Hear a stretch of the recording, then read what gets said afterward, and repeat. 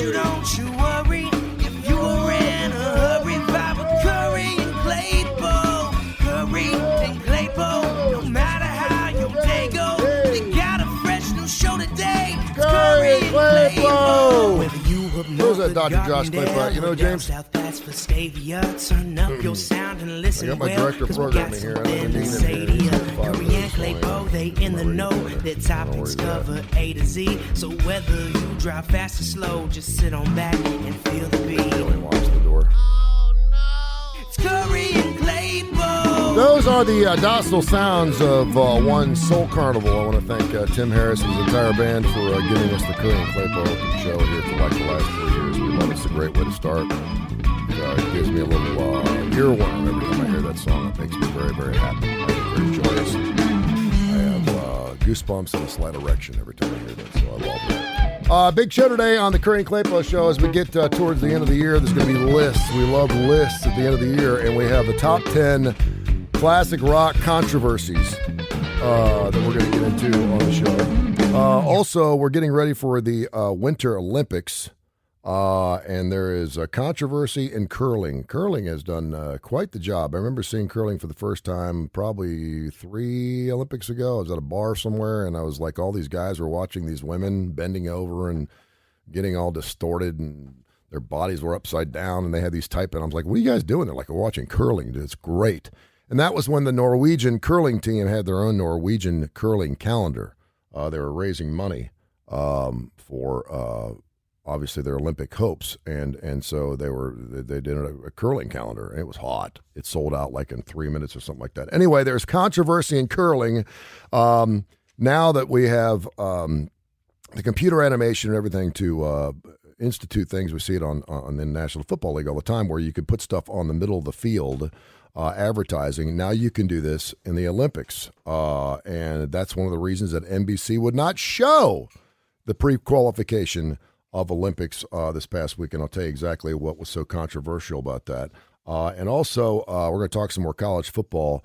The Oklahoma Sooners and one of their congressmen or senators from the state of Oklahoma want to remember Lincoln Riley in a very special and sarcastic kind of way by naming a stretch of road after him, despite the fact that he's leaving. And Brent Venables, of course, the great defensive mind and coach for the Clemson Tigers, will be taking over his position. I'm not so sure that was not a great trade for the Oklahoma Sooners, because the one thing the Oklahoma Sooners have seemed to have an issue with over the past is their defense, and they'll be getting a defensive-minded coach, so we'll have that going on as well. Dr. Josh Klapow is here, sitting down. Good morning to you. How are you? Good morning. I was just talking to Dr. Hubline about... It's 7:30 in the morning? Yeah, well, he's an hour ahead. Oh, I got you. So we're coming up with new ideas for Adapter Parish. Oh, good. Yeah. It's interesting. It's challenging when you're trying to bring business strategy and the advanced tactics of that with the history of classic rock. Yeah. I mean, it makes sense, but it's almost like two sides of your brain have to join together. So yeah, I emailed him yesterday, I copped you of the 5 shows we have. On Tony Kurre Radio, we have Adapter Parish on Tuesday nights. We have Dark Side of the Pooch on Monday nights. We have Livewire Wednesday on Wednesdays. We have Austin Hanks and Blues Almighty on Thursdays. And that show's going on later on tonight. I love that show. It's a great show. He played 12 songs last Thursday, and I knew all of them, and I wanted to add every one of them. He was playing Jason the Scorchers, Driving and Crying. Yes. It was killer. It was flipping nasty. Maybe I needed to take a shower after that show. It was so damn good. And then the Damon Johnson show on Fridays. But of all the shows, that one's got the most growth. Yeah, because it. And I saw the email.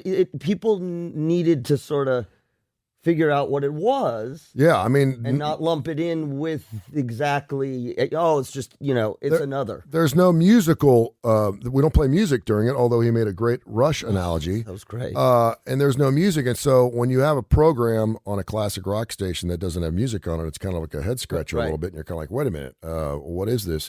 And so what that tells me is the fact that its growth from week to week is telling me that people are like, and those are P1s. Those are people that really enjoy this particular content. They love classic rock too, but they love the content they're hearing, and it's growing exponentially because of that. So that's all the shows are killing it. They're great. But you're used to hearing classic rock on a Damon Johnson show or blues on an Austin Hanks show. And so I was kind of like, wow, I was kind of blown away. So, but the Austin Hanks show, I feel like I'm being educated about what I thought was the difference between rock, classic rock, southern rock, and blues. Yeah.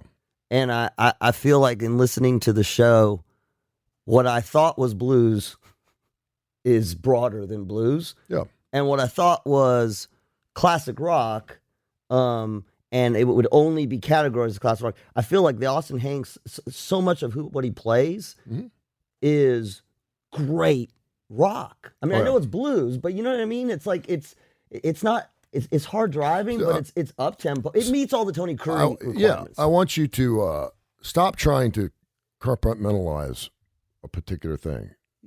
Yeah, okay. Classic rock is there's a lot of things. Something can come out yesterday, and if it sounds like a classic rock song, I will play it. It's classic rock. When we were first on the air in 1988, we used to play new music, and people were like, and we used to always say it doesn't need to be classic to be, or it doesn't need to be old to be a classic. Right.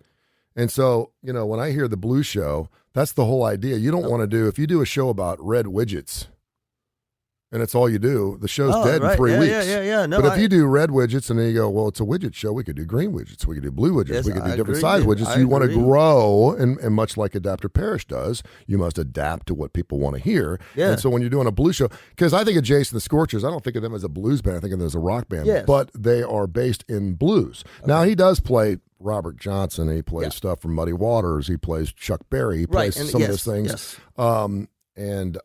So it's fantastic. I mean, it's opened my eyes, driving and crying. I don't think about it as a blues band, but he does. And then he played a song called Caroline, which I totally forgot about, from Slick Lily. He's like, I hope I don't. So, dude, it's your show. I have no qualms about what's being played on the Austin Hanks Blues Almighty show because it's fantastic. I'm telling you, if you get a chance to listen to it, and we're archiving all these shows, and once we get about 10 shows in, we'll put them back out so you can go back and listen to some of the other ones. We obviously want to get listenership to Tony Kurre Radio on Thursday nights at 8 o'clock, and then the Damon Johnson show. But I was blown away, man. I mean, I listen to the station all day anyway, but I was like, I love all the shows. And Adapter Parish, I'm a business owner. So, and you're hosting it, you're my friend. I'm thinking, and you're killing it. So yeah, it's fantastic. It's great stuff. So we were talking about curling has become quite the sport. We don't really watch it a whole lot. I love it. Yeah, I do too. It's very, very interesting. It's shuffleboard on ice, and it's not really how you look. And then we talked about the Norwegian curling calendar that really caused a lot of controversy, but they had to raise money, and it was a sex thing, and it sold, and people, and that you can make an argument that's what put curling on the face of the earth. And so they had a qualifier this past week that was supposed to be on NBC, and they didn't play it. And it was because of an advertiser that they superimposed on the ice. We'll talk about that coming up in just a few minutes right here on Tony Kurre Radio. It's really, I met a really curler, interesting. by the way. I had a conference call the other day talking about somebody in Minnesota. Yeah. And we were talking about just things that we like to do for activities during the winter. Mm-hmm. And I was talking about the stuff that I do, and he's like, well, yes, I'm on a curling team. And I'd never met. I said, really? I said, which one are you?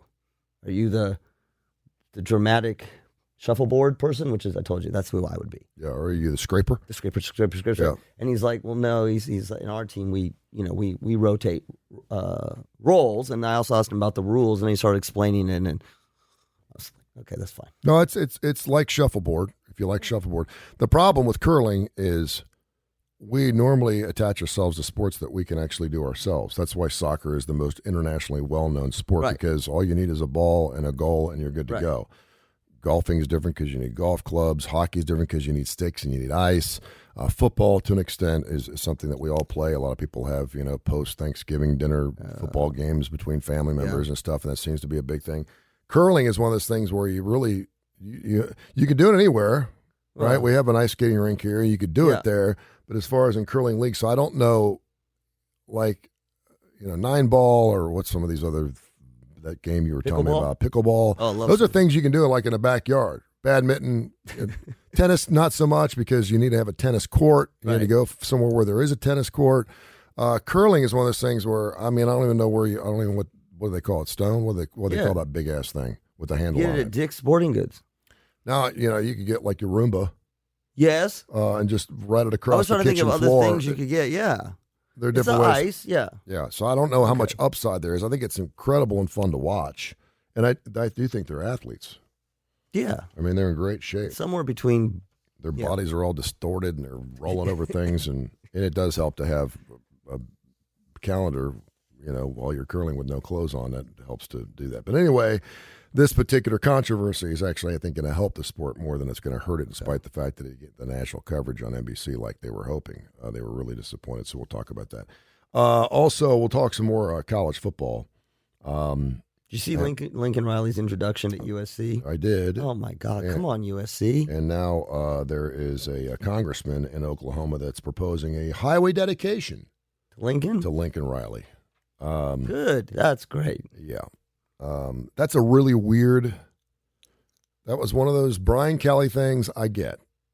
It's taken me a while to understand it, but he's going to a wonderful organization. He's in the SEC. He gets to play a conference championship now. I get it. At first, I was like, why would you want to go from Notre Dame to LSU? The Lincoln Riley thing is still a head scratcher to me because I'm kind of going, okay, you're going to the SEC next year. Oklahoma is. So you're going to be an SEC coach, and along with that comes a lot of resources and comes better facilities and comes more money. Why are you wanting to go to a Pac-12 that the majority of the country doesn't see because of the time difference? You're going to a conference that has not been well represented in the college football playoff system at all. It's freaking L.A., dude. Maybe his wife, is he married? I don't know, but I mean, I swear I thought. Do you know the deal, the terms of his deal? I haven't seen it yet, no. Okay. I'm sure he's getting crap ton of money. Okay. So let's make an assumption that He he's ain't leaving Oklahoma unless he's getting paid. Okay. So let's make an assumption A, he's making more money, although the probably cost of living is a lot more there. But let's assume he's making more money, number one. Number two, he's young. Mm-hmm. Number three, and I'll give you, but USC has a history of being a powerful football team. It's there. It's not obscure. Okay. Sure. And I almost think it's not like the Brian Kelly, but psychologically, I do think this. I think it's almost like, okay, we're going to go to the SEC. I'm going to be going down a path, almost like a corporate path. Mm-hmm. I'm going down in operations, and they're giving me a promotion, and I'm going to be part of the big players. And you know what? I don't want to do that. That's not really what I want to do. And I do think it's interesting because he's young enough in his coaching career that it's not a surprise that he might want to do something different. According to Robert Hefner V, who is a beat reporter for USC, he's going to get $110 million. USC's buying both his homes in Norman for $500,000 over the asking price. They're buying a $6 million home for him in L.A. And unlimited use of a private jet 24/7 for family things. So I'm 38 years old. I don't care how much you love football. And let's just say it's not a crappy football program. No, it might have been. That's a lifetime deal. I mean, and it's probably fully guaranteed. So if Oklahoma's you get the jet too. And quite frankly, they got him. Oklahoma was a weird team this year. I think at one point they were 8-0, but they were having a difficult time getting by. And so maybe his agent said, listen, now you're going to go in the SEC. You're going to be going against, all these you're going to be going against Brian Kelly. You're going to be going to Nick Saban. Maybe you go to the Pac-12 and just get fat and rich, be the big fish. I mean, let me ask you that. Let me ask you this. If he can win a championship at USC, he's not only going to be rich, but he's going to be a hero. Let me ask you this. We always talk about, and we know with athletes that, in order to reach the highest level, for the most part, you've got to be obsessed with it. To the point of, and if you talk to athletes, to the point of it is, the rest of us would look back and say it's unhealthy. Yep. You've heard me say this when you all with Jay. Professional athletes sit right on that. If I looked at what they do and the focus on their sport and all of that, and I just thought about it psychologically, I'd be like, that it's not really healthy from an overall lifestyle. It's just not. And every player's talked about it. They talk about, you make money. Okay. But is it unrealistic to say a coach or even a player looks at the money, looks at sort of his or her life and lifestyle, and says, yeah, I could be rich and be this amazing coach for Oklahoma and the SEC, but you know what? I'm 38 years old. This is great. I mean, like this isn't about, I guess what I'm saying is it's not just about football. Yeah. Is that fair to say for a coach? It's not just about football. Because we want to believe it's all about football. And I call BS on it. I don't think it's always about just football. No, I mean, we think about the Rich Rodriguez situation where he was going to be the coach at Alabama and his wife said no. That was the reason. And a lot of people thought it was because I thought she looked like a capuchin monkey. That's neither here nor there. No, I mean, she was the one that said, it's a decision, and you hope that if your husband's doing extremely well and you want to, do whatever you possibly can do to further his career because you know that you're going to be part of that and blah, blah, blah, and you're obviously going to be with him. But in this particular case, I think his wife was the one that said, and you can make a point that she kind of killed his career to an extent because he didn't do a whole lot after that. So, of course it's more about football. It's life. Life's bigger than football. So it makes sense from the Lincoln Riley. I mean, if you're sitting down with the family and you're like, what, and you're the family, and I don't know if he's got kids or whatever. Think about what he just said. All right, we're gonna pay you all this money. We're going to give you an extra $1 million over whatever we sell your house for. Yeah. And by the way, let's just talk about, real life stuff. You don't have to worry about selling your house. We'll take care of that. Yeah. Right? You've been through this. I've been through this. Okay. But so then we're going to bring you here. We're going to give you unlimited resources, and we're going to give you a jet, and we're going to buy you a $6 million home. Yeah. I'm sorry, I'm not interested. I don't know what he had at Oklahoma. I'm assuming he was taken care of. It's Oklahoma. Nothing personal. But ultimately, though, I think coaches want to go where they feel like they can win national championships. You think so? But it's nice to know now at this point that and we see these buyouts.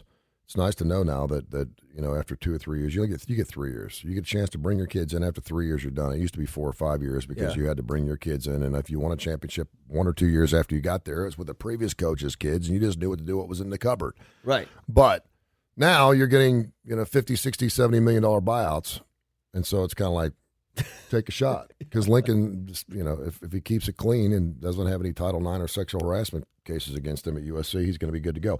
I remember Pete Carroll being there and just remember just how huge USC was and all the celebrities that were on the sidelines. It was just amazing. We love to beat them every time year. Yeah, I'd love to see USC get back to that, so that'd be great.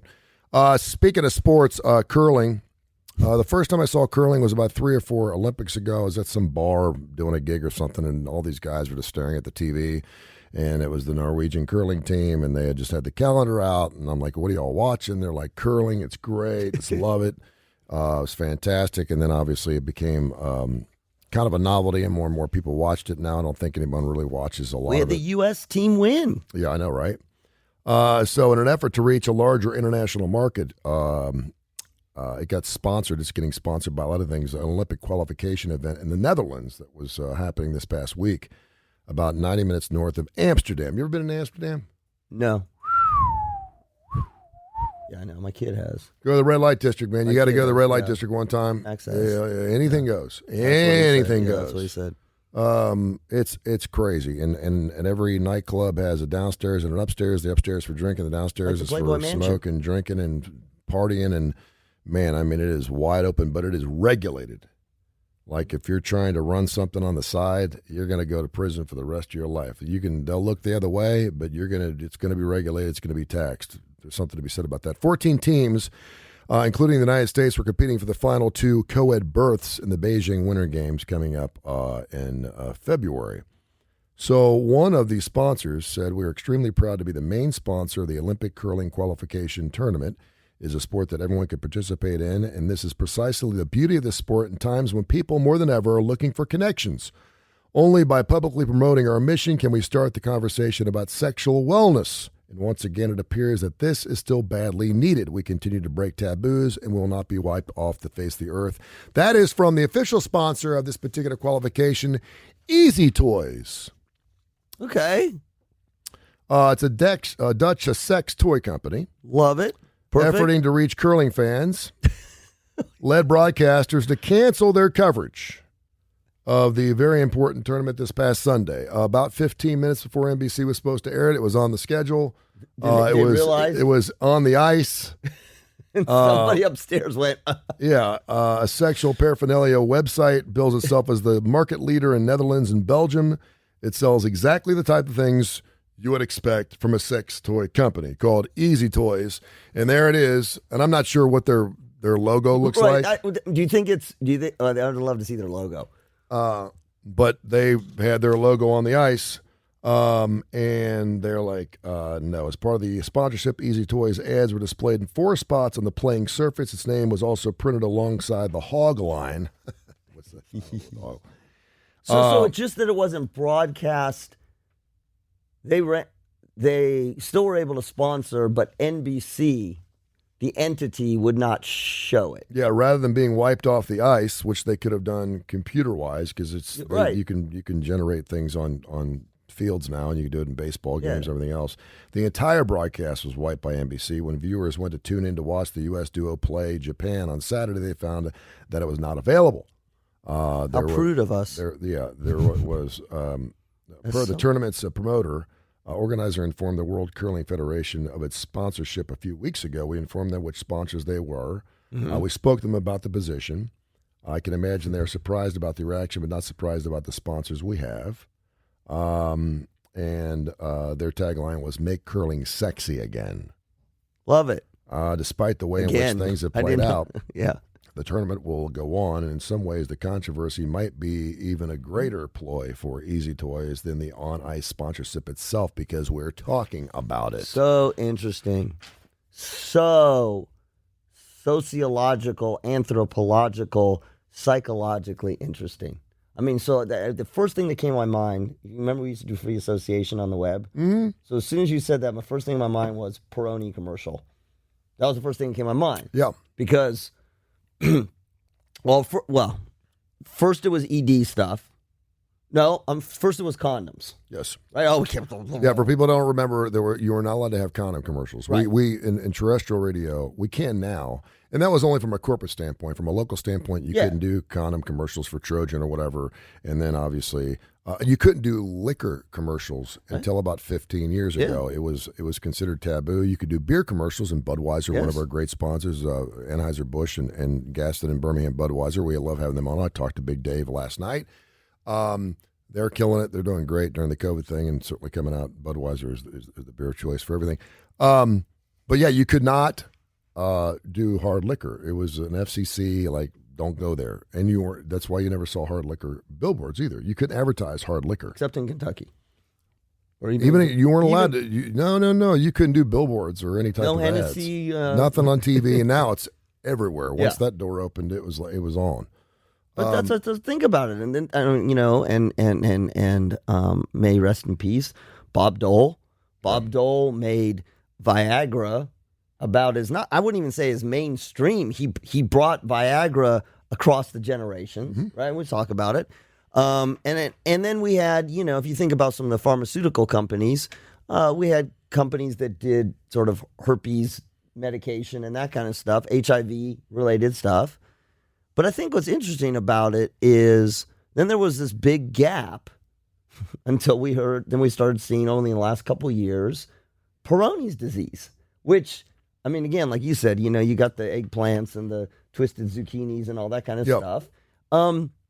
What's fascinating to me about that is we'll talk about Trojans. We'll talk about ED. We'll talk about problems with your anatomy and configuration of your genitalia. Mm-hmm. Vaginal. We're talking about colon care. We got a box telling us to wipe our butt. That's put in true. the box. Vaginal drying and itching, right? Yep. But let's just go jock itch and fungus stuff. We go all that. And what's interesting is that at least right now we're like, okay, in this country, we'll do all of that. We can't do sex toys. Like, it's just really interesting. Didn't we have a law? Wasn't there some law here in this state about dildos? There was like a dildo law. I'm not sure. I think there was. There was something about a dildo law, like they were illegal. Remember, they were going to make sex toys illegal. Yeah, well, here. the difference is for everything that you stated a few minutes ago, there's some type of pharmaceutical reference to the majority of it, because those are issues. Peyronie's is obviously an issue that can affect not only same with ED, scar tissue, ED, but not Trojans. Yeah, to an extent. So it's a public health. It's a public health. It's a public health thing. So sex toys is like, it's a supplement. You don't have to have sex toys to have great sex. It may help you, and you may need sex toys in order to perform. You're making a good but you point. don't need it. It's not a physiological. Logical, yeah. It's something that it can add pleasure, and it is taboo. So I could see where now if they did something like a Peyronie's ad, I think NBC airs it because it's a pharmaceutical based type of fix, if you will. It's not a supplemental. What about hard liquor? Would this fall into the hard liquor area? No, I think hard liquor is just out there now. I think that's just no. But I'm saying, would you throw sex toys kind of in the same area? I mean, you don't need it. It's not for a medical condition, but used responsibly. Oh, I can do a commercial for sex toys. Used responsibly, it can enhance your lifestyle. Yeah. Okay. You sound like you just did like a Jack Daniels commercial. We can enhance your lifestyle. What is? Liquid encouragement, we call that. Do you think we'll ever see it? What, sex toys? Sex toy commercials at a national level. Well, we got it in Belgium and Netherlands. They're already doing it. Yeah, no, we're just not here, doing it. We're just not doing it here. No, I'm saying I here. do think I like the fact that at some point, because it's all about the money grab. Yeah. At some point, everything's for sale. Mm-hmm. Now, I don't know how big this Dutch sex toy company is, and if they go to NBC and say, we'll give you $1 billion to put us on your ice, would they go, everything's got a price to it. I like the fact that they're standing put and saying, listen, things are getting out of control here. I mean, seriously, there are some things. I'll go back. When I first started doing the opening drive with Alan Jay, there was a deal where we weren't allowed to run beer commercials in the mornings. In the morning. And I will just say this right out. Jay was a great Christian guy, and he didn't feel comfortable running. He's like, why would we want beer ads at 8 o'clock in the morning? I said, radio is a residual effect. It doesn't mean people are going out to buy beer at 8 o'clock in the morning. And I had a huge relationship with Budweiser. I was going to say you were doing Budweiser. And I said, I can't do the show without having Budweiser on, because I was doing Bud Light game nights and I was doing other things that we needed to promote. But he was concerned about it in the mornings. Yeah, and so he was like, fair enough. I understand it good, and to Jay's credit, he understood that. But I mean, that's how crazy it got. We used to never play men's entertainment places. We couldn't run Sammy's commercials. Yes, I forgot about that. There were no Sammy's commercials. You couldn't run condom commercials, Sammy's commercials, or beer commercials, beer ads in the mornings. And of course, I got that changed, because I was like, do you want me to bring revenue or not? Right. Put it in, because you don't run Sammy's just when you can go. You run it because people here are coming in. Right. Oh, that's a good idea. After work today, we'll go to Sammy's, or we'll go to the Furnace, or whatever. Now, to that point. Well, we locally we have companies locally that advertise. Yeah, but I mean the Birmingham Men's Clinic. Well, no, I was going there. But I mean, but there's a lot of different things, and they the men's clinic rounded out as a pharmaceutical kind of thing, well, and then maybe you don't have any medical issues, but this can enhance your sexual thing. But we did Wave Tech here on Tony Kurre Radio. Of course, we're internet, so we don't have any rules. What about love stuff? We'll just use locally. That's what I mean. They run commercials. They got billboards. Sure. Yeah, they can do whatever. So we haven't made it. It hasn't made. Well, part of the thing that may be, and you made a good point. It's one thing to advertise locally, but the cost of advertising nationally with NBC, internationally, it costs you more. Yeah, the company itself, the National Broadcasting Company, can take or leave any type of advertising they want. Right. It's not a publicly owned company. I mean, they have stock, obviously, but it's run by a company, and they're like, we don't want to run commercials for, and they could do this with Peyronie's or anything else. And so it's their call on whether they want to do that or not. There's no legality to it. If you want to run Trojan commercials on a Christian radio station, they're going to say no. It doesn't fit what they're doing. And NBC, particularly for an event that is as family oriented as it gets, you don't want to do that. And I think that's where it comes from. And I stand by that. I mean, that's great. Good for them. Culturally speaking, we are very staunch and stick in the mud when it comes to sexuality. And if you go to Amsterdam, I went there for a couple of nights, and it was like I could not believe what I saw. It's crazy. To me, it's the difference between, the kid going into college who's never had alcohol before, right, gets there and just goes nuts and is drunk every night, vomiting everywhere, belligerent and all that stuff, because he or she's just it hasn't been a part of their culture, right?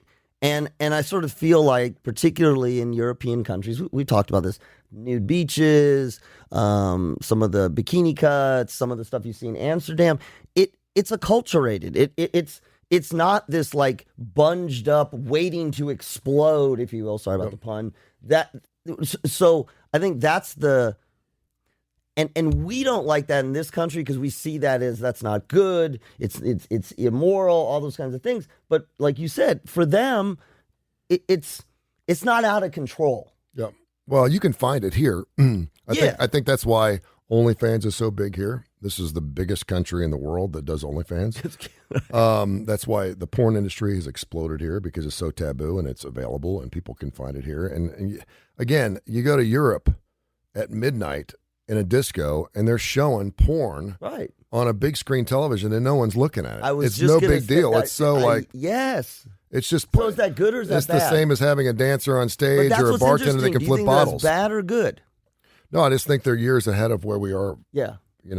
From those type of, and to our credit, I don't know what sexual assault's like over there. I don't know what their pregnancy rate is over there. I don't know all those things. I don't know how that's affected them. I know it's low. But I mean, it's always been. But this is not something. Well, we talk about the Lynn Park. What's socially acceptable. Exactly.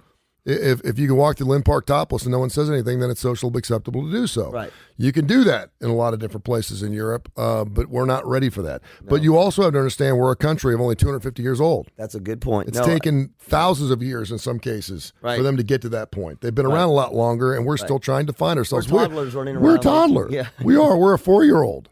We really are. This country's incredibly young. We're still the best country, I think, in the world.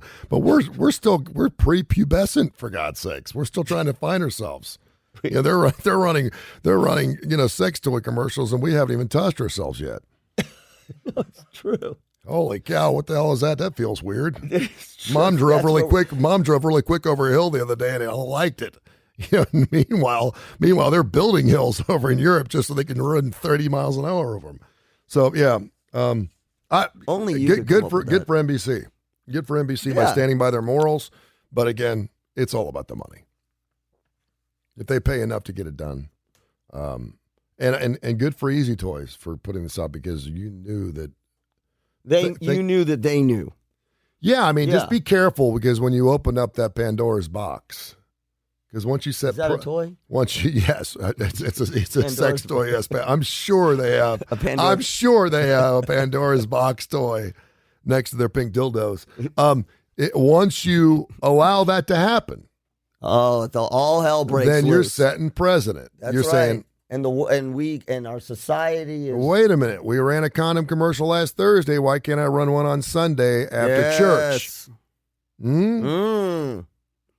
Why not? It's Sundays. We don't run beer ads on Sundays. Really? What's the difference?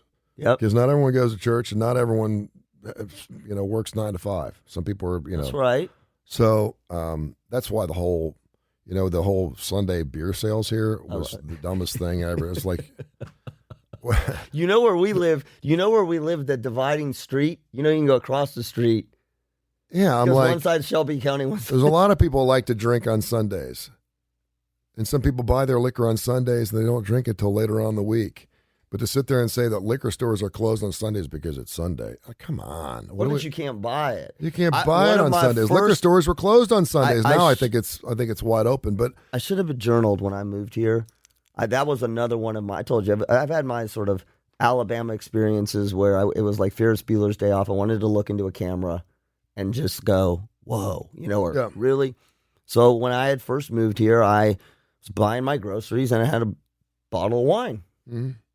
I wasn't going to drink it on Sunday. The lights are off in the grocery stores on Sundays. Well, no, but it just, really? I grabbed it and I just, the thing, and it wasn't early. It wasn't like 6 a.m. Maybe it was like 10:30, 11. And they were bringing all my groceries. It was really interesting the way they did it. They took my bottle of wine and it passed through and they put it like over to the side and they didn't say anything. You know, and again, I had just moved here. I'm like, well, that's odd. Yeah. Wonder maybe they're going to put it in a special. Maybe here they put it in like a paper bag or whatever. Yeah. And I checked out and rang it up and I said, "You forgot my wine." "Oh no, sweetie, you can't. No." I'm like, no, what? Here's my card. I'm 35 years old. Yep. No, not on Sunday. Like, you can't have it on Sunday? Not till 12. I'm looking, I'm like, it's 11. Can you just cut me some slack? Not till 12. Cut me some slack. Do you remember growing up? I mean, this was around the country. You couldn't buy alcohol on Sundays, but do you remember on Saturdays, man? God, if someone didn't make that call to go pick up the keg or whatever it was for Sunday for watching NFL stuff, did anyone get the beer? Because they're closed today. Liquor stores 7 days a week. Yeah, not down here. What about in Kentucky? No, you couldn't buy alcohol on Sundays. One of the greatest things I ever saw in my entire life was a liquor supermarket, liquor superstore when I went to Kentucky for the first time. I had never seen anything like it. It was like freaking Publix, Walmart, but all liquor. Oh, yeah. I'd never seen it. It blew me away. Here's the liquor superstore. It's great. Here's the bourbon aisle. Yeah. It was, we used to go visit Julie's family. Mm-hmm. And I would, you know me, I don't drink that much. But I was like, just drop me off at the liquor superstore so I can walk up and down the aisles. Yep. It had sort of like a world market feel meets Walmart meets liquor. We had one right across the street from our radio station in Jeffersonville, Indiana. That's dangerous. And I used to put a Stairway to Heaven on.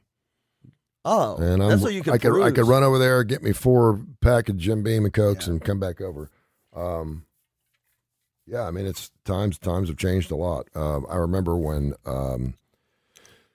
By the way, this is our Times of Change segment. Yeah, I remember up in Tuscaloosa when Northport started allowing Sunday liquor sales, and it wasn't that long ago, 10 years ago, 8 years ago, whatever it was. Yeah. And Tuscaloosa was like, it's never going to happen here. Yep. And it did, because Northport was taking all their liquor money from all the college kids, and like, okay, times have changed. Marijuana commercials, that's what's next. They're going to be local, but that's what we're going to see next. Marijuana dispensary national commercials. You know Lynchburg, Tennessee? Yeah. You know what's made there? Jack Daniels. You know it's a dry county. Well, they just make it, right? You cannot drink Jack Daniels. At all. No. It's dry county. It's dry county. You can't drink in that county.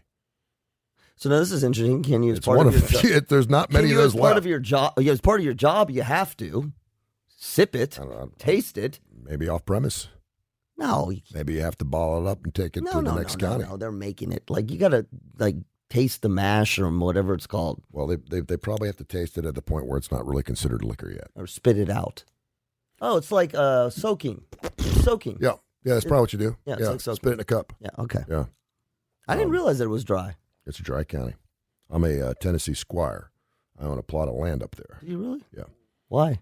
I used to be a big Jack Daniels guy, and I met a guy and went up there and did the whole tour. It was fantastic. You just bought some land? And no, they give it to you. There's only a select few people that are considered Tennessee squires. They send me a letter like every month. Yeah.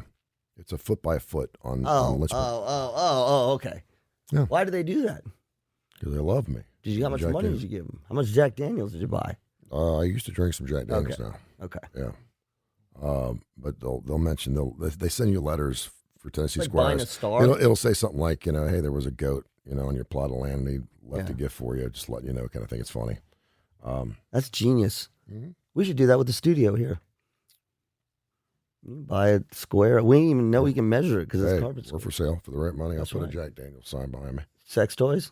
We were trying to get love stuff on. We were perfect for I went back and looked at love stuff. We did a love stuff commercial. Yep. We had a love stuff proposal. Yep. You should call them. You were the one who put the picture. Well, for a company like that, where there are a lot of companies, because radio stations wouldn't run their commercials, and television stations sure as hell wouldn't run their stations. They do now because obviously eventually they're like, the money's right. Let's go ahead and give it a shot. We'll see what happens, but keep it clean. Be careful. We're gonna shoot the commercial for you, and we'll make sure we know what's in all the frames and all that stuff, because you're not sending your stuff. And so, those are good companies to get a hold of, because they don't have a lot of outlets to advertise. No, except for the billboards. Because a lot of people won't, allow them to do it. But even their billboards, you really don't. I mean, you get an idea of what they are. Yeah. But hell, you drive through Tennessee. Oh, I know. And every billboard is a gentleman's club with the woman, the blue eyes. But you just can't drink liquor. God, and then you... What then you pull up. Do you see the hip? I mean, this is us. You're right. We're Oh, yeah. toddlers. Like, we can't figure it out. No. No, we're out of control. We're out of control. We can't handle it. In Cleveland, and I'm sure this is, and I think it was in Atlanta too. Now, should tell you the last time I was in a strip club. On the topless side, you could drink. On the bottomless side, you couldn't drink. There was a club in Cleveland. I think it was called the Garage. And if you wanted to drink, you got to see the girls topless.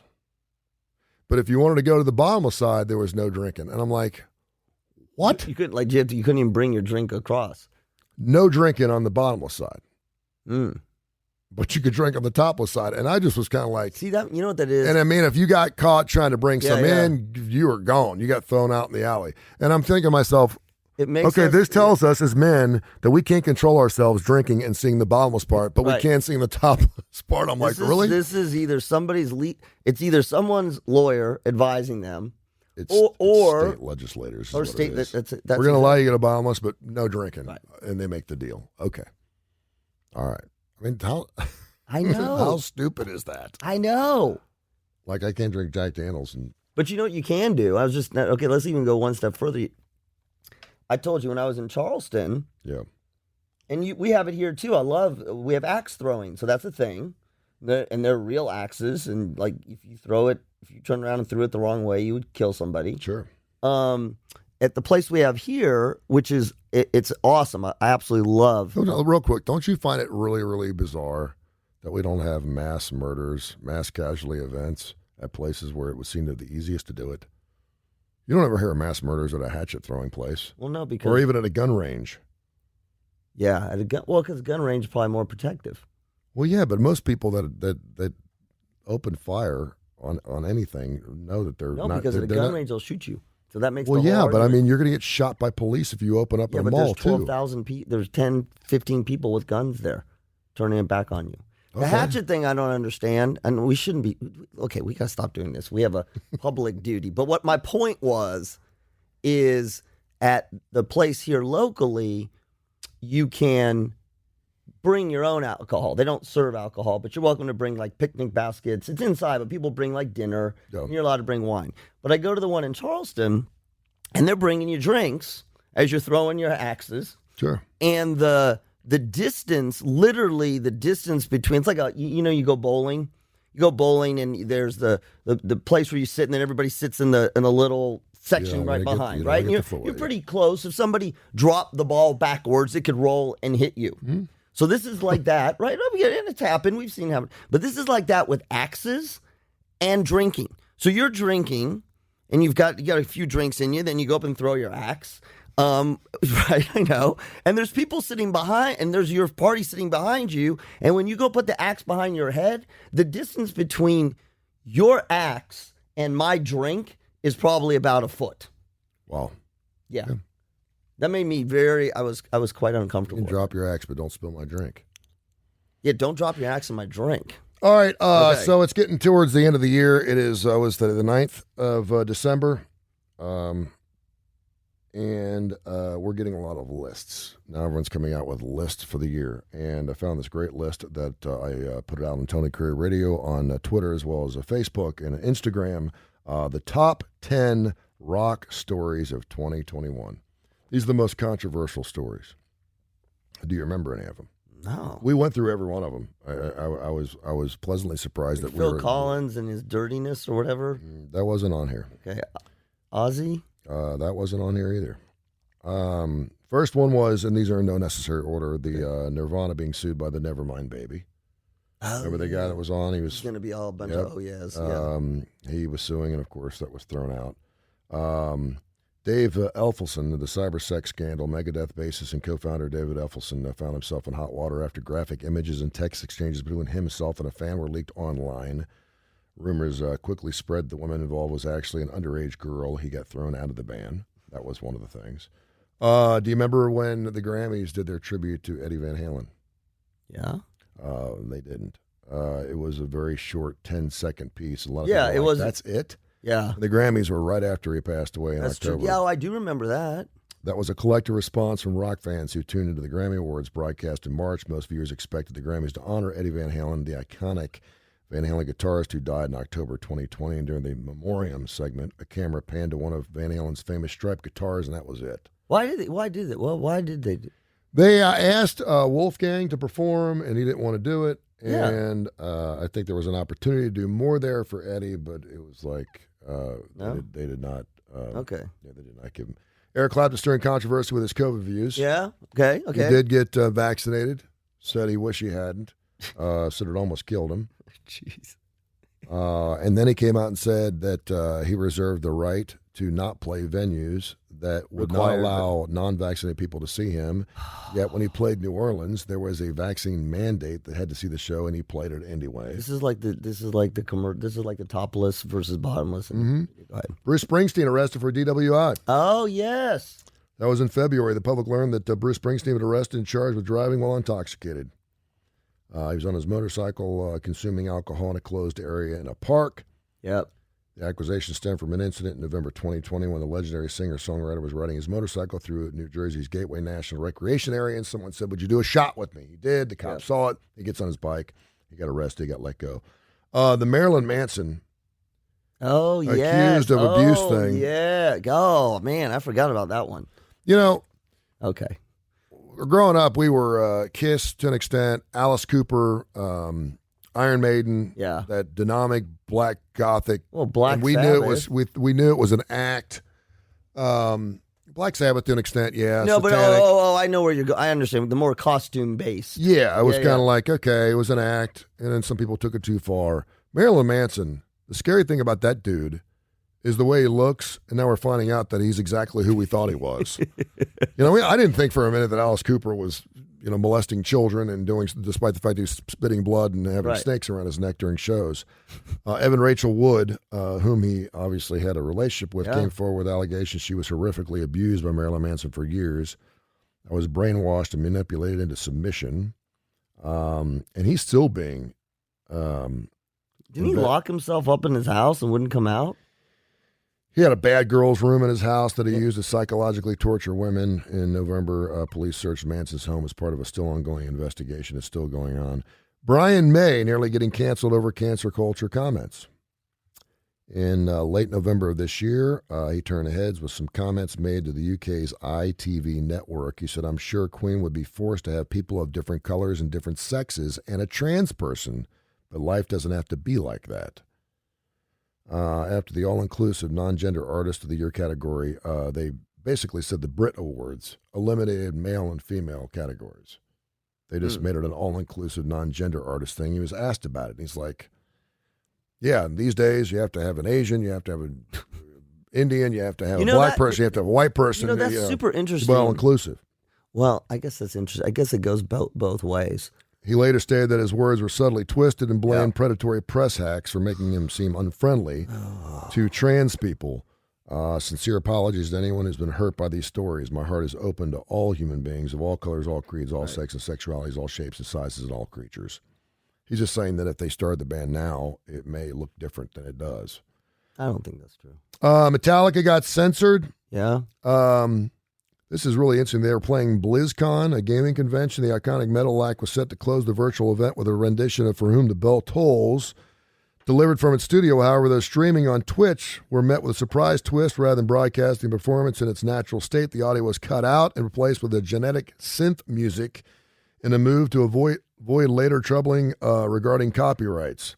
Despite the fact the band said it was okay, the copyright protection by the applicable copyright holder read a message on screen. Meanwhile, fans were hoping to see and hear Metallica were understandably outraged. I always thought you were going to say the Metallica Mariah Carey mashup because that was one of the most controversial things ever.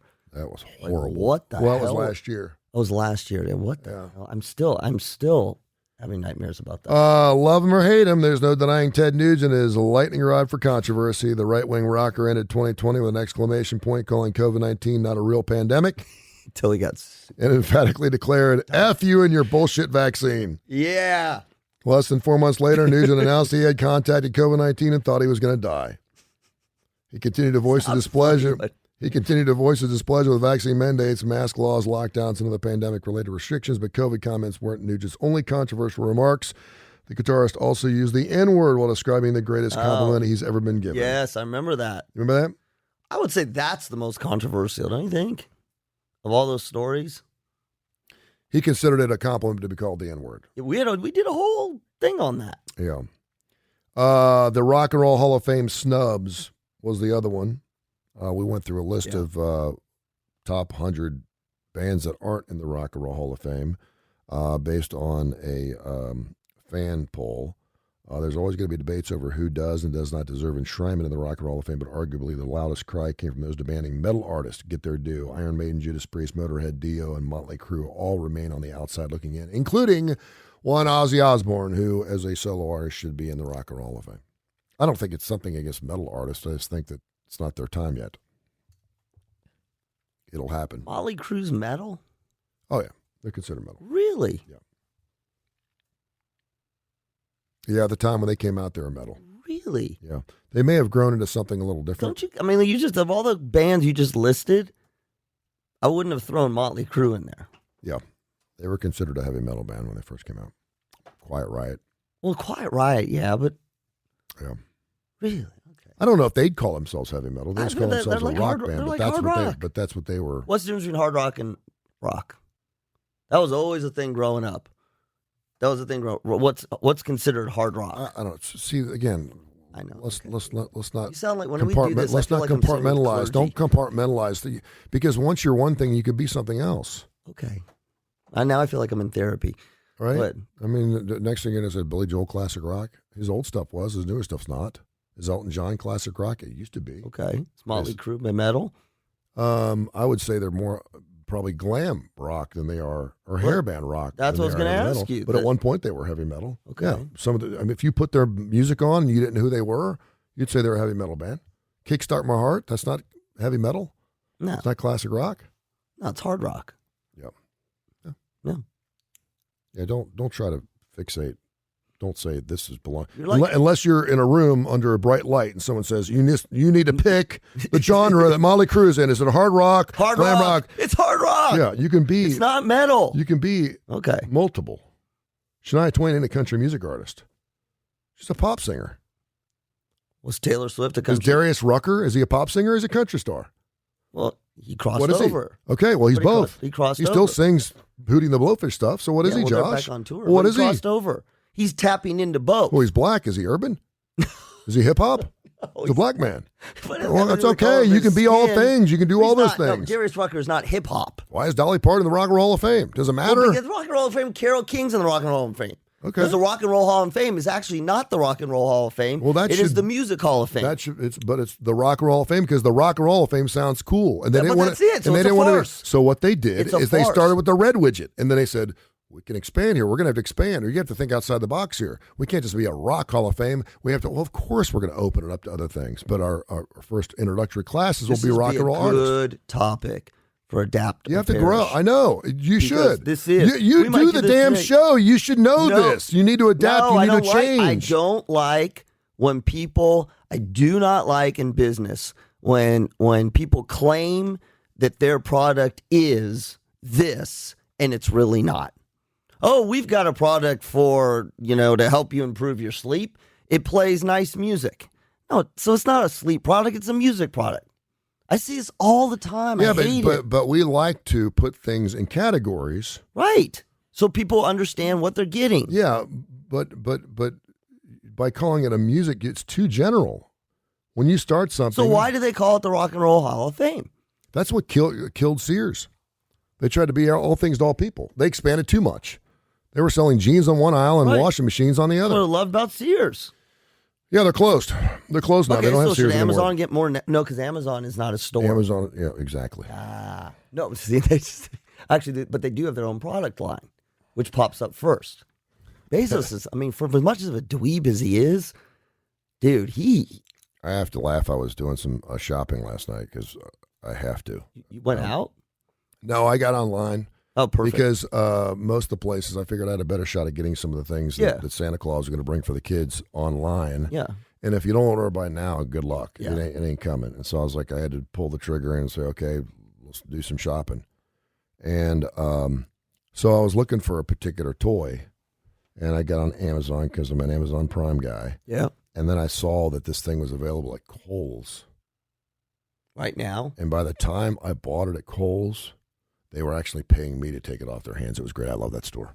I love Kohl's. What do you mean? I got $17,000 in cold cash last night by buying a $100 toy. It was awesome. Yeah, but I was putting in promo codes, and they're like, there's another $25. This morning, I got like 16 emails from Kohl's. I've got $17,000 in Kohl's cash because I bought one toy from Kohl's. I love that place. I don't know why I was shopping anywhere. Kohl's, if you're watching right now, first of all, be a sponsor, Tony Kurre Radio. Yeah. Second of all, start selling groceries. I love Publix. My son works there. But if they could just start selling. I used to get, I was a big Kohl's. You will get $400 worth of groceries for $5. No, I love Kohl's because you go in, and it was the greatest thing. It's like, Mr. Klapow, you saved $975 today. Yes. And I feel what an amazing. It's a bank. It's marketing. It is marketing. It's beautiful marketing. I don't mean that in a negative way. I don't see how they make money. Right. You feel so well. And then, so here's the part of the loyalty part. And Taylor does the same thing. Your Kohl's bucks or your Kohl's points, bucks, Kohl's dollars, whatever they are. Kohl's cash. Right. But you can't use it now. No. Right. You got to use them at your next purchase. Seriously, I bought something that was $86 because it was over $75. I got free shipping, which was great. It's going to come tomorrow. And I got $75 in Kohl's cash. For your next purchase. And I'm going, yeah. I just paid $6 because I could use stuff at Kohl's. I'm wearing some of their clothes. Yes. I'm like, I know. It's almost free. It's almost free. It's not almost free because you paid how much? $86. But you didn't get 86 back. But I got 75 back, and it's cash I can use at the store. Right, for your next purchase. I know. So you're going to pay, it's this marketing people. So it's $75 worth of free stuff. No. I'm buying into the Kohl's, man. I'm in the cult, dude. I'm in. I'm in. No, because do you understand what they're doing to you? Yeah, they're making me shop there. Right, so you can't. But I'm not going to go Kohl's just to spend $75 to spend Yes, $75. you are. I need shit from there, man. Look at these pants. I got blue marks on my pants. I don't have any jeans. Right, so you're going to go in. I need stuff. I need to buy stuff. I'm not going, this is not suggested. Would you like fries with that? Would you like to go ahead and buy a plushie toy with your pair of jeans? No. I don't buy stuff I don't need, but I need to shop there, so I'm getting free clothes. It's not free. $75, I get free clothes. But it's not free. Ooh, they got underwear, and they got shoes. They got shoes. They got 15s and shoes. Please start selling groceries there. If you start selling electronics, they have a toy section. They have a toy section. And my credit is like, I got like a 137 credit score or something like that. I went in there and they gave me a credit card. I'm like, I love this place. Of course. And if you start a credit card today, you get 10,000 Kohl's bucks and you get 20%, not 20, like 40% off your purchase. You can't pay, don't worry about it. Do you ever do wait that? Till you February. Ever do that? If you're in the store, and I put it on the Kohl's card. I made $75 last night because I didn't have to pay. I don't have to pay for it because it was on my Kohl's card. Well, you do have to pay. No. This is sucker. And it's sucker, 2.9%. Marketing sucker right there. So it's free. It's not free. Why do you think so many people get credit cards right now? Because it's free till after the holidays. Right. So next year we'll make more money. What did you say we are? After like that, for we'll toddlers? Make more money. Oh yeah. This is exactly. We'll make more money next year. We can pay for it then. So not only did I get a free toy for Santa Claus, but I get $75 on top of that. I'm going to go buy some pants today. $75. Oh, so you're gonna have to go in there and spend $100. Wait till I'm on Fox 6 today at 9:30 with my big blue stain on my thing. Someone put a pen in my pocket and then put it in the washer, and it was me. I'm going to put it on the other side so I make sure that. That looks good. At least it's blue. These jeans are from 1983. It's the only Seriously. pair. Well, that speaks to how fit you are. Yeah, I noticed the bottoms are a little wide. It's the only pair. Well, actually, hang on, because you're right. They're coming back around. You save everything. Yes. Life is cyclical. Save your pants from 1983. They'll be in. Dude, do you remember, like, if we had, like the Vans he's wearing right now? I am If I would have not- saved my Vans. This is the last pair of pants I got. Every other You pair should of go. jeans. You just told me go to Kohl's. You have $75. You don't have to spend a cent. I want to go shopping again in the next 6 or 7 days. I'm going to be a millionaire. So if you went to Kohl's, so this would work. If you went to Kohl's Yeah. and you bought a pair of pants that cost $30, which you need, Yeah. and you bought a pair of shoes. Do you need shoes? I'll always need shoes. Okay, so you need, and you I bought. need everything, man. How's the Queer Eye thing going? Is that working yet? Yeah, Are you I've doing it? checked in when they have not come back yet. I know. I need. I'm gonna. You know what? I'm gonna chop up this video we do right now because this is so. You need help. Queer Eye with the Shrieker. I need you. I need you to help me Look out. at him. It's good. I know. Yeah. Old clothes, old Well, ways, but you're clean. using You Kohl's don't credit stink or cards. anything. No, I'm good. That's the one thing. Soap is cheap. Did you get it on Amazon? I don't need credit to get soap. I can actually afford that. There you have it. Talk about one of our great sponsors. Don't forget later on tonight, Austin Hanks, Blues Almighty. We're going to get bluesy tonight. Man, the show last Thursday was one of the best shows I'd ever heard on the radio. I mean, on any radio station I ever worked for, I was like, that show is killer. I co-host the Damon Johnson show, so you know that's good. That'll run tomorrow night, 8 o'clock. Make sure you get the Tony Kurre Radio app. Listen, I got like 12,000 people that follow me on Twitter. I don't know what I have on Facebook and stuff. If everyone's watching right now or listening, well, download my app. I want you to download my app just for a second, download it, and then just tell me what you think. If you don't want to keep it, it's fine. I'm be honest with you. I'm be totally transparent. I love it. I think it's fantastic. It's great classic rock. We have great programs. So download the Tony Kurre Radio app and then get on one of my social, if you're watching us on Facebook, Twitter, Instagram, whatever, and then let me know what you think and give me some ideas on how I can expand this thing and make it even bigger and better. It's fantastic. Download the Tony Kurre Radio app and talk about. Couldn't do it without our great sponsors. Great we have some killer sponsors. Talk about one of those. Yeah, right now. one of our great partners is Woodhouse Day Spa. This is the time of year where people are trying to figure out two things. One, what do we get people? Two, why am I so stressed out? And Woodhouse Day Spa is going to solve your problems that way. You go up to Woodhouse Day Spa, located up at the Summit, 905-7676.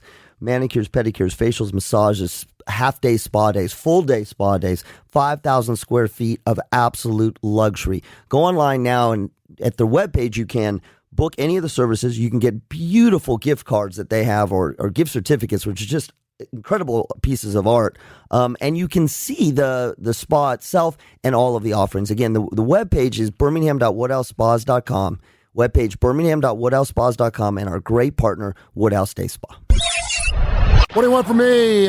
Great song from Don't Say No from Billy Squires' album. That album had so much more than just The Stroke. We play a bunch of tunes off that album. It's fantastic. Get it right here on Tony Kurre Radio. Download the Tony Kurre Radio app. Do me a huge favor for the holidays, for a Christmas gift for Tony. Go tell all your friends just to download the Tony Kurre Radio app and just listen to it on some Thursday or Friday night or Tuesday night or any night. Listen to it anytime you want. We have a huge listening base on Wednesdays. We did the Live Wire Wednesday last night. We were huge. We're huge in Australia. We had Great Britain, UK listening last night. We were like in 16 different countries. It was great. We do an all AC/DC show. It's a great app. It's free. The cool thing about it is it'll play, and once it's on, it's on. Some people don't like that because it continues to play, but unlike YouTube, once you get out of the screen, it continues to play, so you can listen to it wherever you're at, whatever you're doing. It will constantly play. You can play other games on it.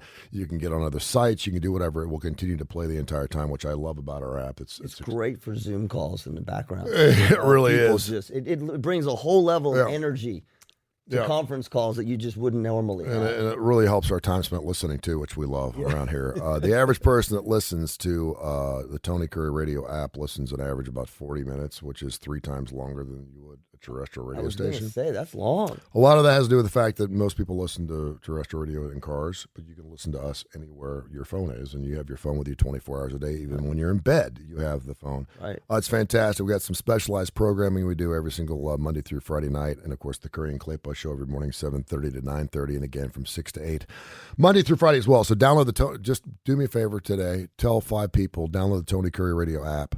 Just let me know what you think. Go to social media, TonyKurreRadio.net or Tony Kurre Radio on Instagram, Facebook, or Twitter. I'm also on LinkedIn. I don't get with those professional knuckleheads too much, but I will. I just was going to say. It is so I'm funny. hashtagging my ass off, man. It warms my heart to see you on LinkedIn when you're posting stuff with your smile. There's your smile. You're almost like a ray of sunshine coming into LinkedIn, because LinkedIn's all about the power plays, right? We're writing all kinds of M&A stuff, right? And market trends, and then there's Tony. Tony Kurre on LinkedIn. I never thought in a million years Tony Kurre on LinkedIn. You're sending out this morning, last night, corporate memos. Yeah. Memo. That was what you sent out last night. That was a memo. Yeah. Yeah, I've come a long way in the last year.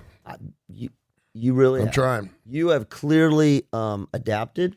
Yes. Thank you. You also I don't want to perish. No, you don't want to perish. You are a good example without getting into details. I think you're a really important psychological example.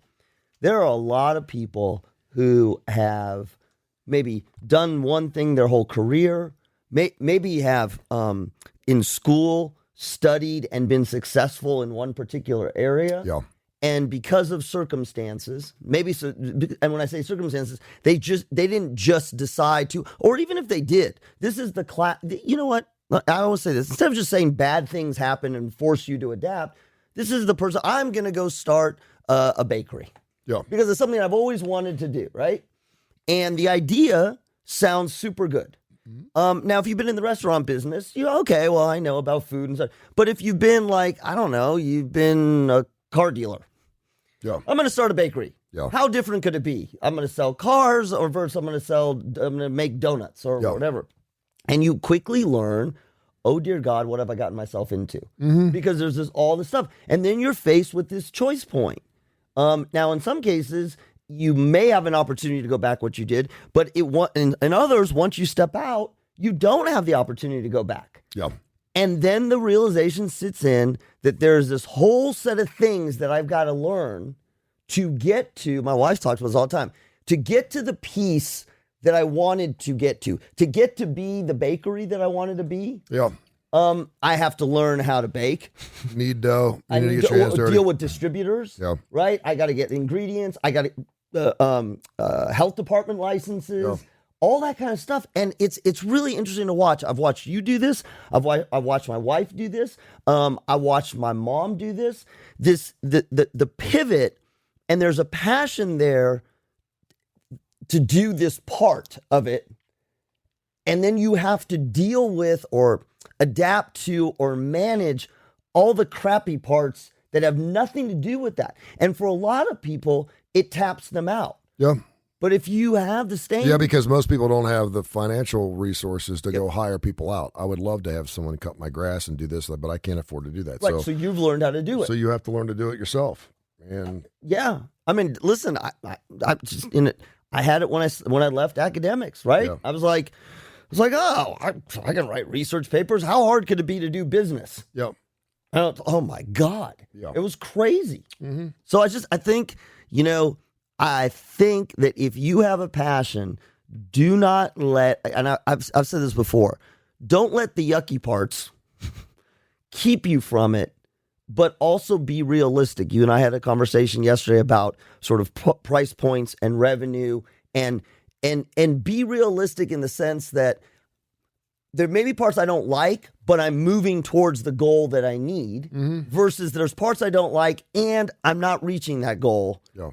Know when it's time to bail, but also know when it's time to dig and ride with it. My wife has dealt with this over the last 5 years.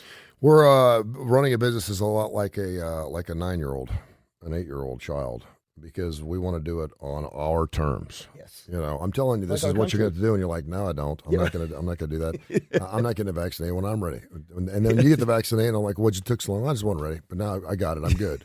I'm like, okay. It's true. So you're continually told you got to do this, you got to do this, you got to do this. You're like, I'm not doing it. I'm not doing it. I'm too old. I don't want to do that. I don't want to get into that. I don't want to send emails and blah blah blah blah blah. And then you finally realize it's time for me to get off my ass and make this happen because your way ain't working. Yes. And so you got to do it. Yeah. And so- And I do think, I mean, listen, that is a good learning lesson. Some people are more willing to adapt. Yeah. Others need to see the natural consequences. Mm-hmm.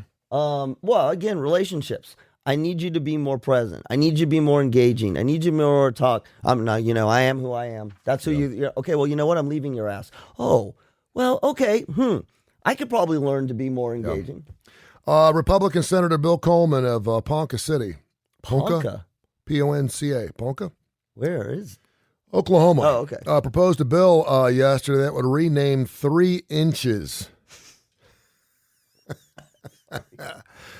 3 inches of State Highway 325 in the Panhandle as the Lincoln Riley Highway. Coleman said in a release he felt the city of Oklahoma needed an appropriate goodbye to Riley, whose sudden departure left many in shock, including a team of young, delisted college players. The explanation and selection method behind the highway spot had found the tiniest section of our most desolate of highways to pay tribute to Coach Riley's exit from Oklahoma football and the state. This is real, by the way. This is only fitting as this is the last 3 inches one sees before leaving our great state heading west. Oh, well, good. So there's some, I like that. From all indications, professionalism was pretty much absent in how Lincoln Riley departed this, and it was how it was executed. The bill could become law on February 7th, and it appears it has the votes to pass. So you think Lincoln Riley did it in a very unscrupulous way, unprofessional? I'm just asking. Given the way coaches change. I don't, not any different than, listen, I don't think there's a way to leave. Thank you. I don't think there's a way to leave anymore because the media, yes. I mean, we're looking at tail numbers on jets. Right. That's AB 173-7. Right. What is that jet? Oh, that's an Oklahoma jet. Why is it here in Southern California? Right. Blah, blah, blah.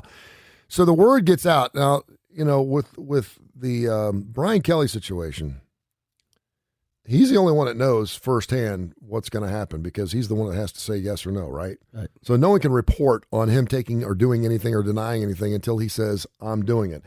At that point in time, if you want to do it right, and at least, Jack Swarbrick, the athletic director at Notre Dame, said I wasn't surprised by it. He didn't even want a counteroffer.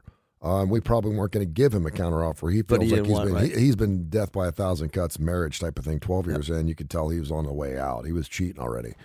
But Brian could have said, "Listen, I'm going to take this deal, but I don't want anything. I want a non-disclosure, whatever we got to do to sign. I don't want anything to happen until I get to talk to my boys tomorrow morning at 7:00. I'm flying back tonight. I want to tell them first." Yep. And go out my way, and then you can plaster it everywhere you want. And there's only, 3, 4, 5 different guys, lawyers, agents in a particular room, I would think, when you're doing a deal like this. It's not like, they're not looking for the mole. Okay, who's going to be dropping, who's going to be leaning, who's going to be finding out. So someone's talking. I'm sure there's boosters. I'm sure there's presidents. I'm sure there's athletic directors talking to their buddies. Hey, I think we're talking to Brian Kelly tomorrow. I think there's a possibility here, blah, blah, blah. Just shut up. You're going to get the deal done. Do it right. And I think that's what these kids are asking. In this particular case, the senator's asking, listen, just sit down and say, listen, they're offering me the world. I'm young. I love you guys.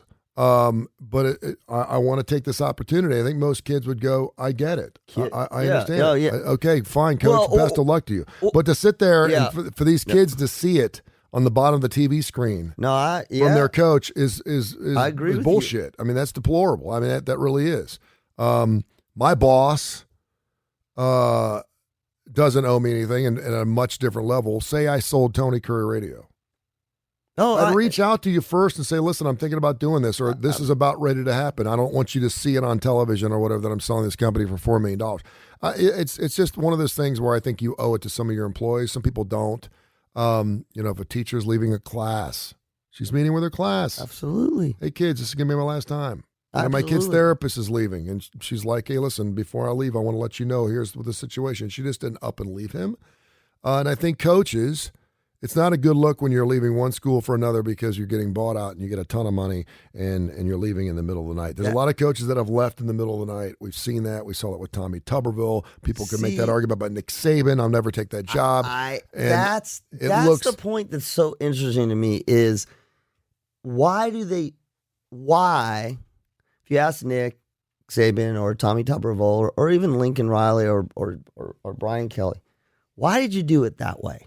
Like, if you really, what, and I don't mean that in an accusatory way. I would want to know, why did you do it that way? Because exactly what you said. Look, and I do see this in business. You're about to do something that is going to... It's incredibly passive. You're right, because that says a lot about a person who is a happens coach all at the the highest time. level, because there's no passive coaching. You don't coach passive or you're losing your ass. Right. If you're making adjustments in the third quarter and you're supposed to make it at halftime, you're going to lose the football game. So why are you passive in this aspect of your life?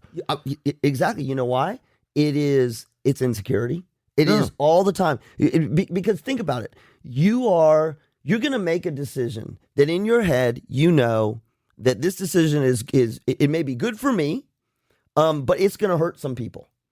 And so instead of saying that is where it is, and I'm going to try to do this in the most compassionate way I can, what people tend to do is I got to make it so it's not that bad, right? I got to make it so I'm going to be quiet. I'm going to go fly in the middle of the night, and I'm going to think, I'm going to send a text. And the reality is that all that you're doing is avoiding or trying to avoid your own distress.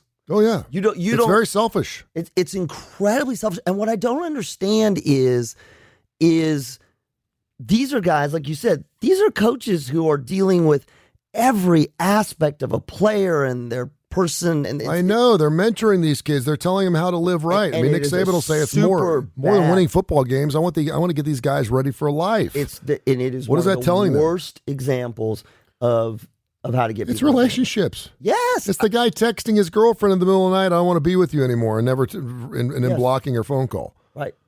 I mean, have the balls to sit down and say, listen, I know I'm not perfect. I made some things, but I've decided I want to move on and do something else. And at least you're saying it to her face. It hurts as much, but do it in person. Make sure she's not finding out from her best friend that you're leaving her. Right. And then don't make excuses while you're doing it. This is one of the worst things you can do in a relationship. Yeah. Here I'm going to leave, but there was really nothing else I could do. But you're really going to be, you're going to be okay. And there's really not. Stop. This isn't about you. Stop. I'm leaving, and I know for some of you that, or maybe all of you, it's incredibly hurtful, and for that I am sorry. But I had to make a decision for myself. Then shut up. Yep. Don't tell, and I've seen this coach, life is about choices. Yep. And ultimately, because you know what you're doing there? There you're just pulling rank. Yep. You're pulling rank so that you can feel better. Mm-hmm. No, you're the one that broke their hearts. Yep. They didn't break your heart. You broke their heart. Mm-hmm. Own it. Yeah. There's going to be some kids that don't get it. They're going to be angry anyway, just like an angry wife or an angry husband who's making. Well, even if they don't get it, I mean, not that they don't get it. Yeah. No, I was going to say this. What do you mean they don't get it? They have a right to be angry. Yeah. And it's not about letting them down easy, because there is no easy. Yes. I think a lot of people, that's why a lot of people do ghosting or being passive in relationships. I don't want to hurt them. The girl or the boy already knows that something's up. Something doesn't seem right. We're not sleeping as much together, or you're not calling me back like you used to, and something's going on. And you pull the old, I'm not ready to tell her yet. I've been super busy. I've been slammed at work. I'm in a bit of a funk. I've got a lot going on in my personal life. I'm just not really sure. When all along she feels in her gut that something's not right.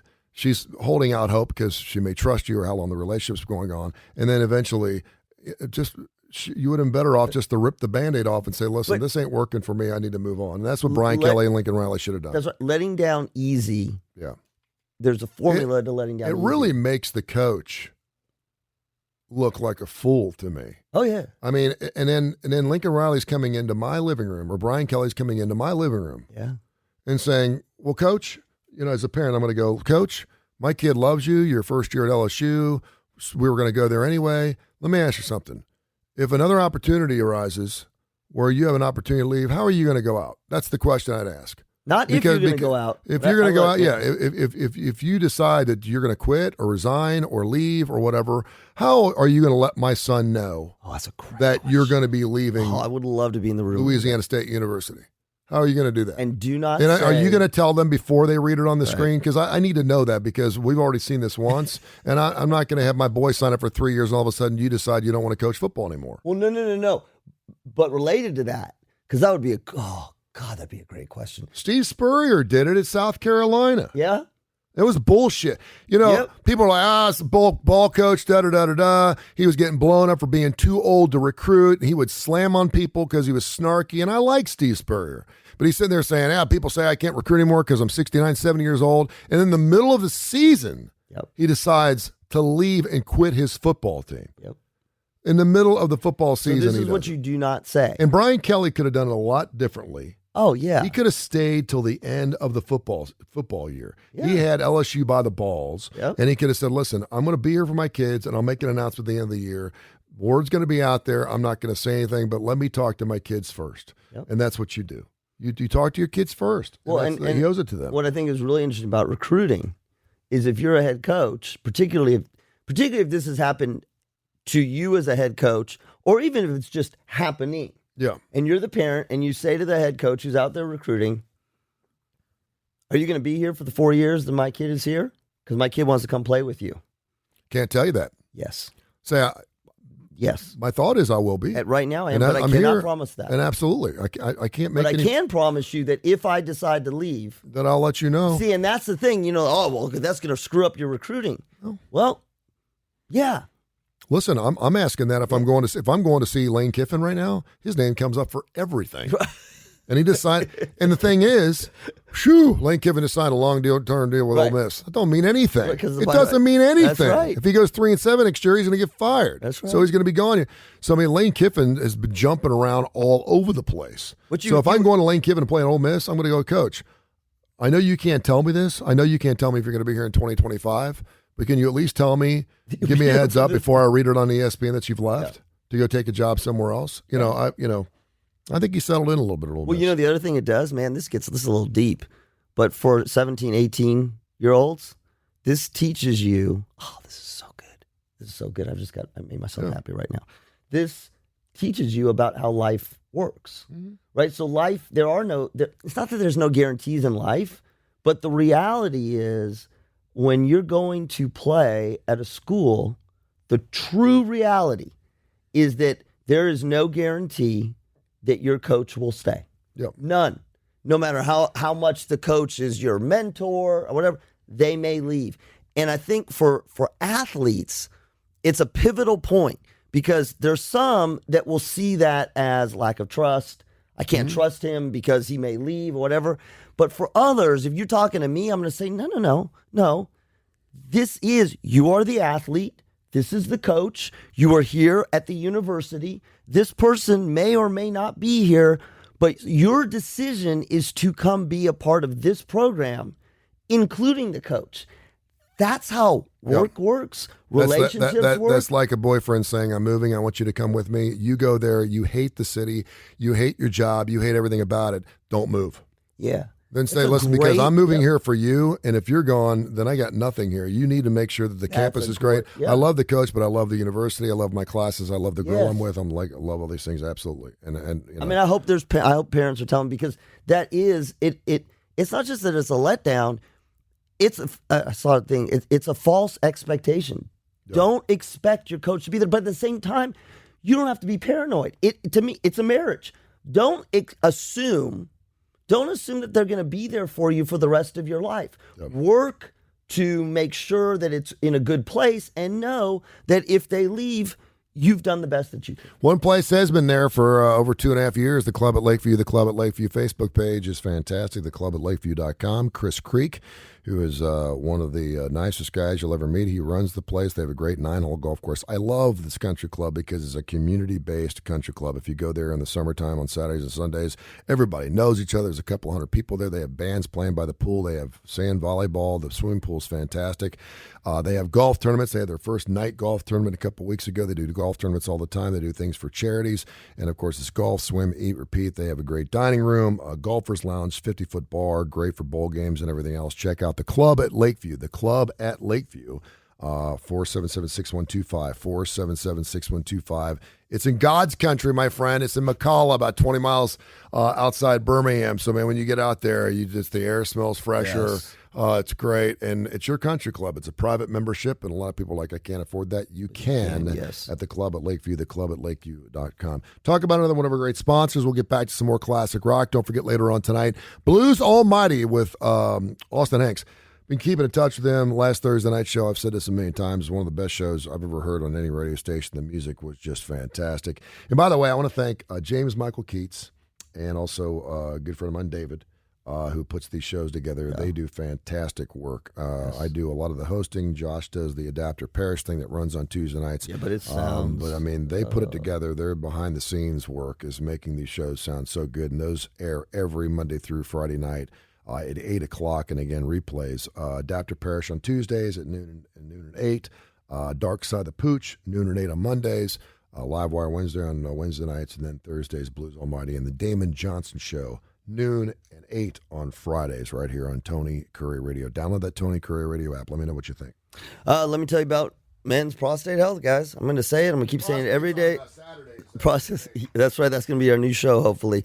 1 out of 9 men are going to develop prostate cancer. The good news about that is when we first started working with Vituro Health, one of our partners, it was 1 out of 7 men. So actually, it has become less common, prostate cancer, and at the same time, it's becoming more treatable. Vituro Health is a company that brings new treatments for prostate cancer into the marketplace. They work with urologists and urology centers all over the country, and they have a really simple message, guys. Number 1, make sure you have a prostate exam each year. Number 2, get a blood test. Number 3, go to Vituro Health so you can understand what your treatment options are, because there's a lot of them if you develop prostate cancer. The webpage is viturohealth.com, and when you go there, you'll see information about men's health, men's prostate health, and treatments for prostate cancer. Again, company is Vituro Health, and that webpage is viturohealth.com.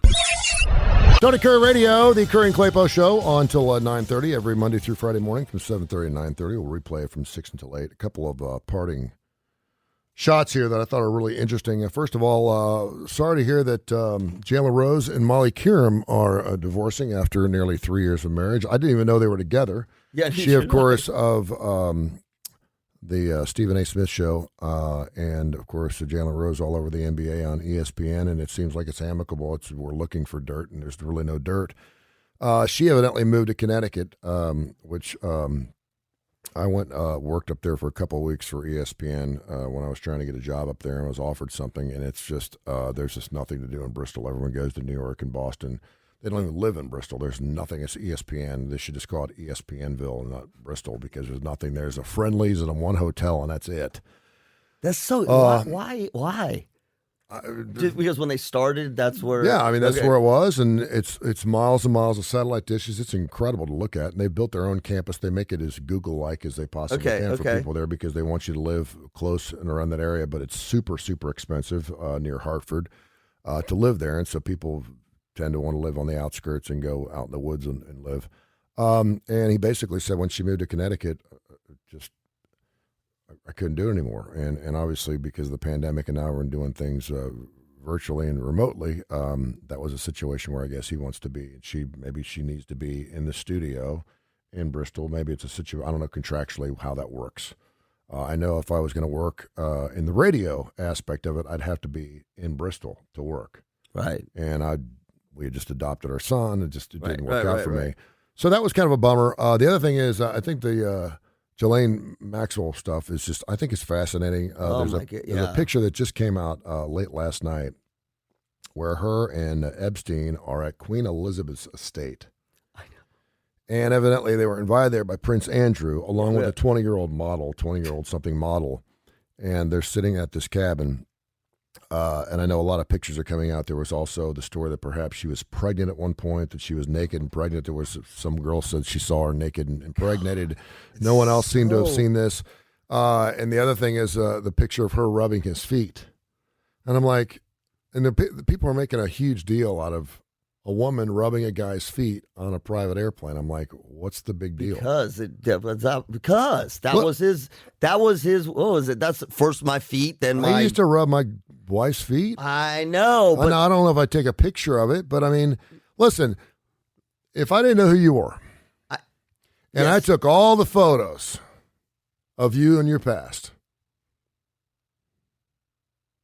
there'd only be about 2. In most cases. Because I'm older. Because. What I'm saying, there's photos of all kinds of different things. I've taken pictures of myself. Maybe more than 2. Yeah. Maybe like 5. Yeah. That's I'm it. probably going, that's interesting. Yeah. Now, and then I find out that you're being investigated for sexual harassment or molesting children or whatever. Then I was like, oh, that's weird. She's rubbing his feet. That's, well, she'd do anything for a guy if she's going to rub his feet. Come on, stop. No, I don't think, no. I don't think the picture of rubbing his feet, it is the story, though. I saw since they're not allowed to have cameras in there, they sketched her rubbing his feet. And she's got the smile on her face, and it's like obviously one of these professional sketchers, and it doesn't look anything like her, but it looks like 2 cartoon characters about ready to get it on. It was kind of funny. Do they have a really strange, bizarre relationship? Absolutely. Is it a relationship I've seen before? Absolutely. They were obviously in love, they were together, and then it turned into a working relationship, which is really, really weird. And then it turned into this, I'm going to help you do things and get things and this, that, and the other. Yeah. And as long as he was taking care of her, do I think that they were still intimate up to his dying days before he was put in prison? Probably. I think it was just a really bizarre, strange. It would be okay if they were intimate. Yeah. That's not the. Well, there was a point there where when they separated or they were no longer a couple. It was almost, you know what it was like? It was Donnie Marie. It was that was a great. And happy birthday to Donnie Osmond, by the way. Is it today? Yeah, today's his birthday. Please tell. Does he know how old he is? He is 70? 64. Oh, good. That makes me feel better. No, it's got a little Donnie Marie to it, where they look really, really too comfortable. The whole Saturday Night Live skit where they start singing together and they start making out. So it looked like a brother and sister kind of thing. They were so hands-on and around, and he's always got his arm around her neck, even after they were no longer considered a couple. I think it's torturous, and I think it's salacious, and I think it's the pictures, but the picture of her rubbing his feet is everywhere today. I'm like, that's what you got. Yeah, but is it right? It is not that. Yeah. The rest, I mean, they don't have video of it, but the rest is the reports of the victims. I think we have to be really super careful. Think about through your life. I think we have to be super careful about indicting based on public appearances and guilt by association. And because of course you have to be. I mean, yes, you have to be careful. Because every person that was ever friends with Epstein now is considered a molester. No. Prince Andrew, Bill Clinton. Yes, they are. Donald Trump. Yes, they are. No. You're no, throwing. but no. There's the There's the there should be. There's the There should be the and the should lead to an evaluation. And if there's nothing there, there's nothing there. Yep. That's the whole point. Well, the thing is, we're not going to go there, and we're leaving it up to public opinion to whether Bill Clinton slept with a 14-year-old, and that's ridiculous to me. No, but I'm like, listen, stop. No, but if you want to investigate it and go after it, then I'm all about listening to it. I want to hear it. But just because you've been associated with someone who is now but dead it's public opinion. So who are you mad at? The public? No. I mean, there are people out there right now just digging to find out. Of course. Every celebrity that Epstein ever had any type of. And he was a powerful man. And when you're a powerful man, you're going to run into a lot of people. No, but listen. Yeah. There are a lot of powerful people who are not freaks like Epstein was, sexual predators. True. So my point there is, because he was who he was, people should be digging. People should be digging. And if all those other powerful people, it was unbeknownst to them that he was doing those things, there will be nothing to find. What's interesting is that we talked about this whole Playboy docuseries coming out. Right? You can make an argument with every woman that lived in that house. You're as creepy as he is. You were part of it. What? Yes, you could. But it's not. Is it illegal? And you knew it was going on. But it's not illegal. Yes, you can do that. That's public opinion. It was illegal what was happening in there. He just died before we could convict his ass. I mean, yes, but that's a part of living in a society where people make judgments about what you do, whether legal or illegal. I'm not saying you can't do it. I'm just saying check it back a little bit. That's all. Check what back? Be careful. What? Because I don't know anyone that hasn't associated themselves with a dirtbag at some point in their life. And just because you went out and had a drink with a dirtbag doesn't mean you're a dirtbag yourself. That's all I'm saying. That's all I'm saying. Epstein is more than a dirtbag. That's all I'm saying. Epstein's more than a dirtbag. Oh, he's a dead dirtbag now. No. He's a sick dead, sick, or Well, but we don't know that about Maxwell yet. no, we don't know about Maxwell. She could be no, But in the court of public opinion, she's done. no, but that's us as If well. he hadn't died, she's probably off. But because he's dead, they have to point the finger on somebody. Yeah, well, because to the extent that she was a huge part of it. Poor woman. Oh, She was just jeez. sitting. Are you kidding me? She was just sitting there helping the guy get She along was a just little bit. rubbing his feet, He right? was insecure, and the poor guy just needed some love and attention, and needed someone to rub his feet. And he probably didn't have a gift certificate of the Woodhouse Day Spa, and just didn't know where to go. And he had this lovely black-haired woman that, never mind. I think No, I I'm need kidding. to check my anger back. I just think it's interesting. Yeah, I think you do too. I just think it's interesting because we're seeing all these pictures come out, and I'm like, dude, how many times have we had pictures taken of us in compromising situations? No, you see, you always lump us, not me. Yeah, I'm sure there's a picture of you. There out are there. not in compromise, semi-compromising. I've posted some of them online. Okay. There's one that I have not. Yeah. But it's not terrible. Would not ruin my relationship, and my wife has seen it. Good boy. That's good. That's the first thing I did. Here are all my compromising pictures. The advantage to you and I is that we were born before digital cameras. Yeah, thank God. Thank God. I found some pictures at a box. I got all my stuff Oh, in the one box. You got to be careful with the box. I got one box. You just One got box. One box. I've tried to do that because as long as you all have it in one box. Yeah. See, that's the problem. Look at a digital age. Oh, and Can there you were imagine? pictures of inside of limos. Oh, see, you're different than me. There was 65 miles an hour down the road. Surprisingly, on the there was dashboard, Surprisingly, there were no pictures of nightclubs. Anaconda. Yeah, there were no pictures but there was Hawaiian tropic beauty pageants. Yeah, see, that's there were Hooters contests. There were no pictures taken inside nightclubs, which is pretty amazing because you could take cameras in nightclubs. But there was, and I'd die to have some of those pictures just because and I had hair down to my shoulders. It was great. All right, this is Kurre and Klapow. Again, you can hear our show from 6 until 8 later on tonight. Blues Almighty with Austin Hanks, 8 o'clock tonight. Damon Johnson show at 8 o'clock. Quickly, tell us about another one of our great sponsors, and then we'll do some more classic rock right here. We'll be on Fox 6 in just about 10 minutes. Let me tell you about John Gray, Driscoll Gray. I am meeting with him tomorrow. We meet probably about once a month, just touch base to see how things are going. You need to have your money managed for you in a way that takes into account your whole life, not just how much money you got in the bank or how much debt. And that's what John Gray does. He looks at how much money you have. He looks at how much debt you have. He looks at what your goals are. He sits down and he talks with you. He'll come to your house. He'll spend time with you so he can understand how to best invest your money and how to advise you on saving and to manage your debt. Go to his webpage today. It's driscollgray.com. He's got great market insights. Again, John Gray, I've worked with him for over a decade. You need to work with him too. Webpage is driscollgray.com.